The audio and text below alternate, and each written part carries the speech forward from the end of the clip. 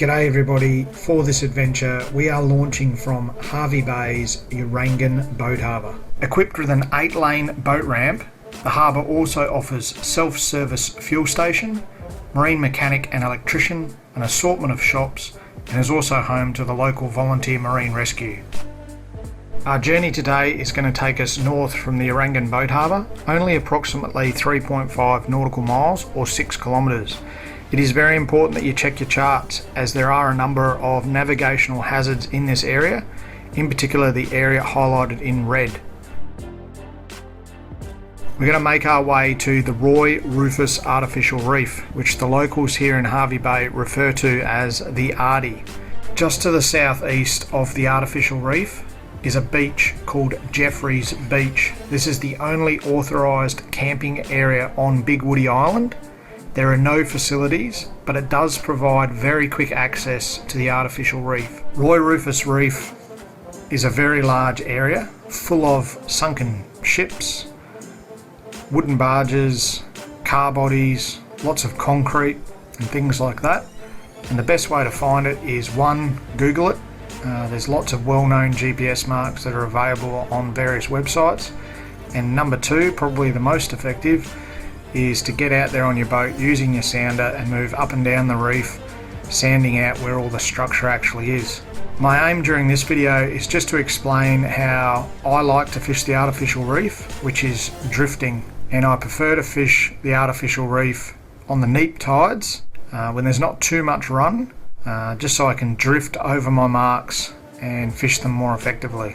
I start by sounding over existing marks that I have and looking for signs of fish schooling and holding next to structure. Here are a couple of screenshots of the type of structure you may discover. Once I've located the fish, I then stop my boat a short distance away from the mark, and this is where you need to take note of what the tide is currently doing, whether it's an incoming tide or an outgoing tide. In the situation on the screen, we've got an outgoing tide. So I stop my boat a short distance away from the mark, and in theory, if there's no wind, conditions are fairly calm, my boat should just naturally drift back across the mark.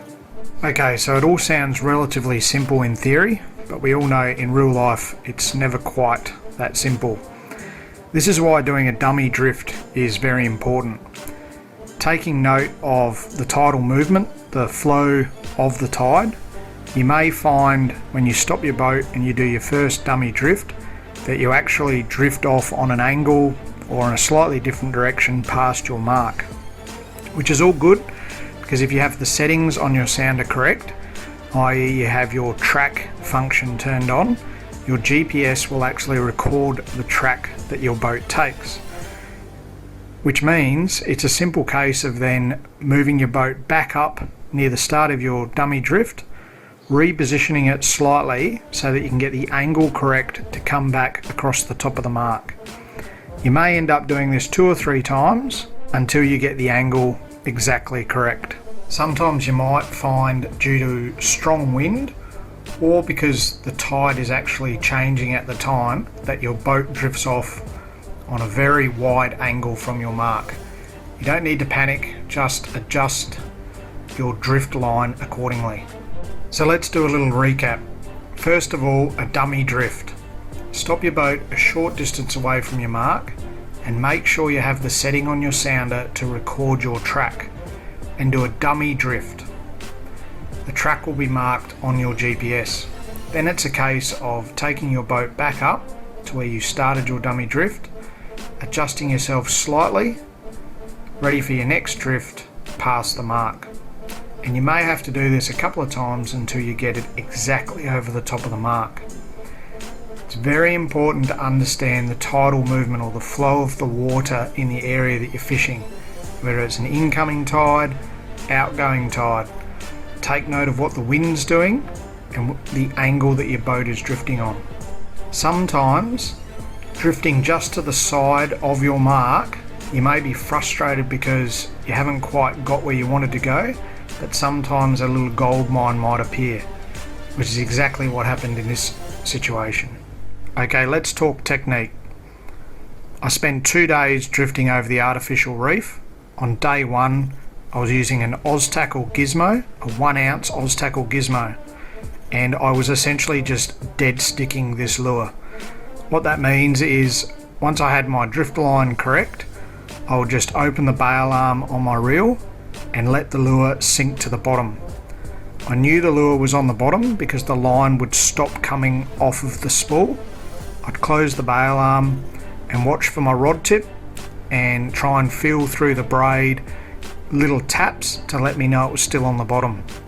If it wasn't quite doing that, I'd open the bail arm again just to make a final adjustment, maybe let out another foot of line or so. The good thing about the Oz Tackle gizmo is because it's got the twin spinners on it, is you don't really need to do anything to the lure. It essentially just drifts along as your boat's drifting, and the little blades spin away, producing noise, flash of light, all those sort of things, and attract the fish to it. Later, I started adding a little bit more movement to the lure by just slowly lifting the rod tip up every now and again, just to add a little bit more "here I am, come and eat me" factor to the lure. When dead sticking, it's amazing how much movement the lure actually achieves. If you notice how much the boat is rocking from side to side, take note of where the rod tip is. As that rod tip is coming up and down, that is exactly what the lure is doing under the water. So even though it feels like you're not doing anything, the lure is actually achieving quite a lot of movement. So on day 1, this technique with the Oz Tackle 1 ounce gizmo accounted for a nice handful of golden trevally. Day 2 was a very different day, very overcast, low light. So I decided to use a mixture of 40 and 50 gram metal jigs and increase the movement as I was drifting quite a lot, in the hope of producing more sound, more vibration and more flashes of light to attract the fish. The increase in lure movement worked, and as you can see by the footage, I did battle with a couple of nice size golden trevally.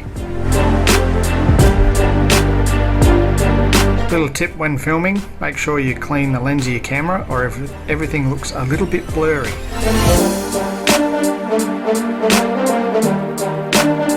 I could be in trouble here because I know I've got an overrun on my reel, and I know I've got a big knot.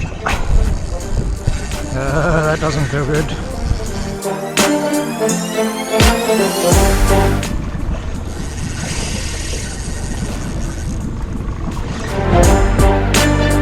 Okay folks, I'm all done. I hope you got something out of this video. Please remember to hit the subscribe button, hit the like button and leave a comment to let me know your thoughts, and I really do hope to see you all out on the water one day.